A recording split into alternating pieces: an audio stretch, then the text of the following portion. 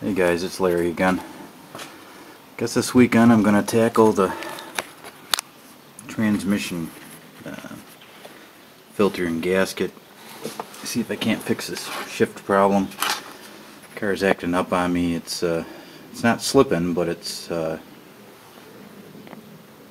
hunting around, shifting, downshifting, not quite doing what it should be doing. And while I'm at it, I'm going to change the oil, the plugs, and the wires, and the fuel filter, which I think is back there, and try and get another shot at getting a little more life out of the car. Hopefully the transmission fluid and filter change will help.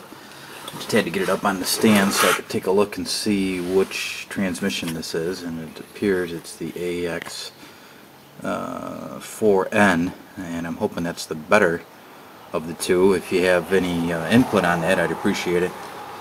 I just want to know whether or not I'm wasting my time. But it's got 182,000 on it. It still runs great. Obviously some leaks down here, but the exhaust is solid yet, and tires are good. Like I said, it's got a new steering rack and ball joints and complete new strut assemblies, top to bottom.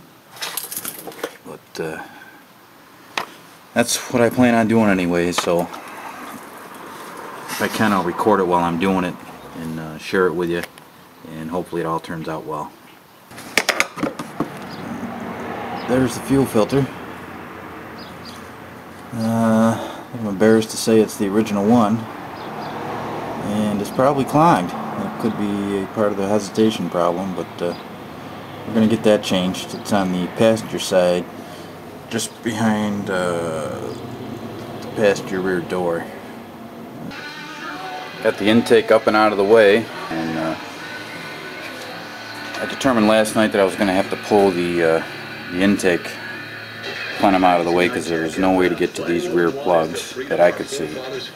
So there's the engine without the intake on it, and I've got it kind of strapped up to the hood out of the way so I didn't have to unhook everything. Wasn't that bad actually. Just removed the air cleaner assembly, took the EGR valve off, which is right here. That's bolted to the exhaust tube right here and to the intake right there. So obviously you got to take that off, and the only thing I see that popped off is this hose right here, which goes right there. So I have to make sure I get that back on there when I get it back together. But that's it. Intake is pretty dirty, but this is a variable length intake runners, and it's controlled by these valves here, and you can see the butterfly opening there. I hope you can see it. See it? And those open up at 3,400 RPM, and that's what gives you all your extra power, kind of like a 4-barrel type arrangement. And you can hear it when it opens up. It kicks right in. So I'm going to try and get this cleaned up while I got it apart, and go from there. I'd like to actually wire that open, but I think I'd probably pull some error codes or something, so I'm not going to do that. But I'm going to work on the plugs. I got to take this box out of the way so I can get these two plugs out here, and it looks like I can get to those fairly easy, and get the wires on there and get it put back together. So I'll record a little more in a bit after I get a little further. Okay, I'm back. Got the plugs changed, got the new wires on. Now I'm working on cleaning up the plenum. I'm trying to get that black shit out of there. And I'm going to clean up those butterfly valves and intakes. And throw her back together.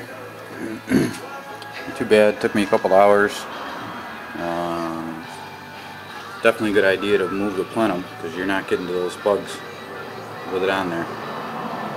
So there you go. Okay, I'm back. Spent the majority of the day cleaning up the intake, and intake plenum in the intake. You can see better now the variable intake valve butterflies. Got the ports cleaned up. I used a shop vac and spray and scraper. Worked out pretty good. Got it as clean as I think I need to get it. I did take my Dremel and polish the ports on the plenum to decrease the drag on the air coming in, and I got that all sprayed out, cleaned up, ready to go. So I did have to get some new gaskets. The other ones were too flattened out. So now I'm getting ready to throw the intake back on, hook up all my various sensors and wires and hoses, and then I'm going to fire it up, and we'll see how it goes. Back again. Got the transmission pan off. Doesn't look too bad. I'm going to have to check out the pan. See how dirty it is, see how many filings are in there.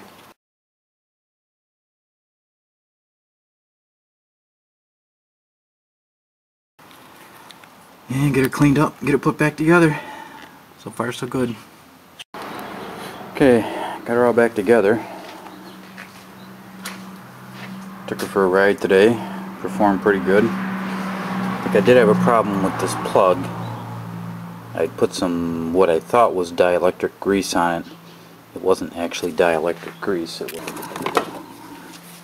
was this Ultra Seal stuff.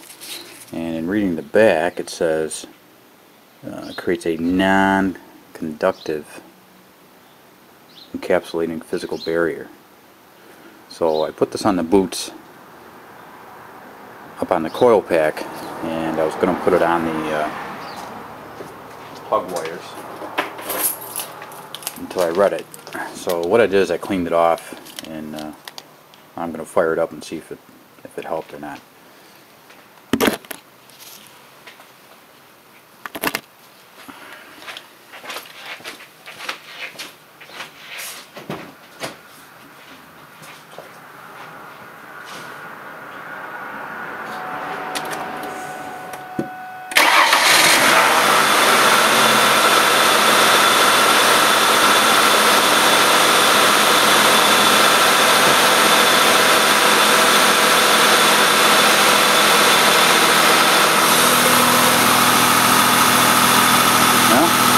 Sounds a little better.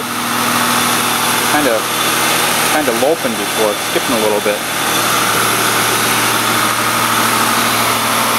So maybe that took care of it. I'm going to check the transmission fluid level.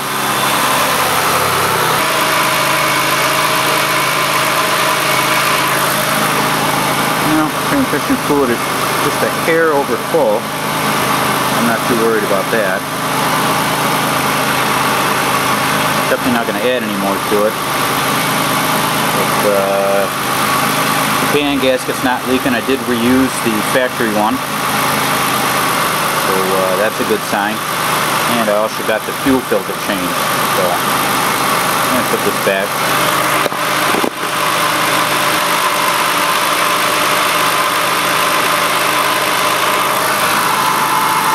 Put that stick way down in there.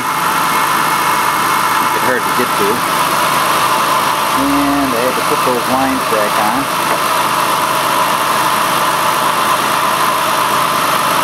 That seems to be okay. Oh, take her to work tomorrow. See how it goes. And then I'm pretty impressed. The job went well. I would say probably a good 6 hours altogether, start to finish. The parts are on there, everything's good. We'll go from there. See ya.